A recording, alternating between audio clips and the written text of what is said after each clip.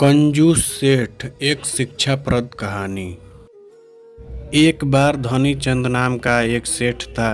वह बहुत कंजूस था। उसके पास कोई भी नौकर ज़्यादा दिन तक नहीं टिकता था, क्योंकि वह काम पर रखने से पहले नौकर के सामने 3 शर्त रख देता था, जिसको कोई भी पूरा नहीं कर पाता था। एक दिन मदन नाम का एक लड़का सेठ के पास नौकरी मांगने आया।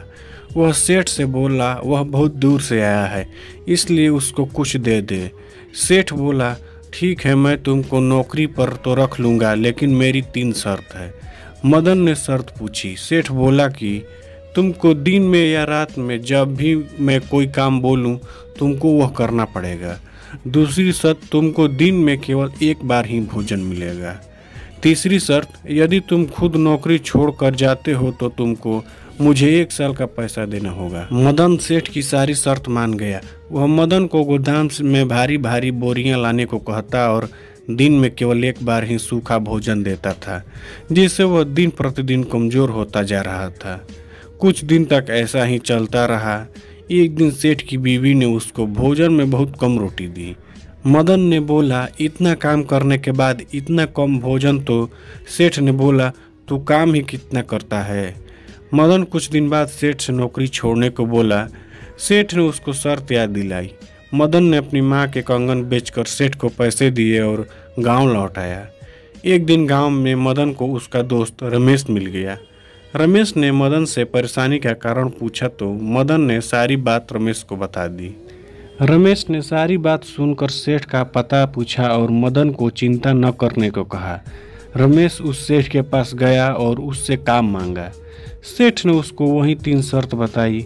रमेश बोला, सेठ जी, मैं तो आपकी 3 शर्त मानने के लिए तैयार हूँ, लेकिन आपको भी मेरी एक शर्त मानना होगा।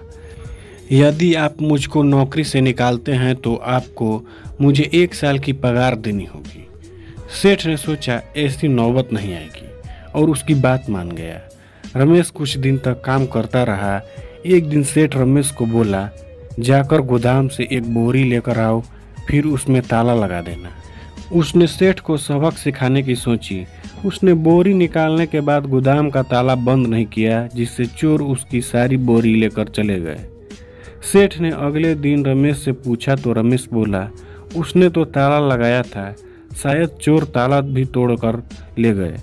एक दिन सेठानी ने रमेश को बाजार से लकड़ी का गट्ठर लाने को कहा। लकड़ी लाने के बाद रमेश ने पूछा, यह लकड़ी का गट्ठर कहाँ पर रखूं? सेठानी ने गुस्से में बोला, मेरे सिर पर रख दे। रमेश ने ऐसा ही किया। लकड़ी का गट्ठर सेठानी के सिर पर रख दिया, जिससे सेठानी चिल्लाई।